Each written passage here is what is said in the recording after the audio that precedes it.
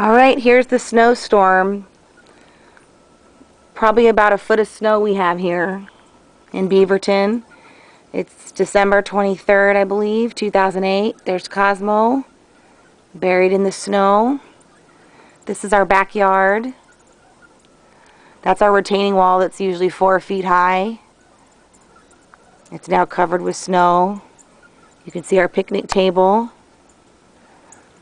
Massive snow. It's our backyard.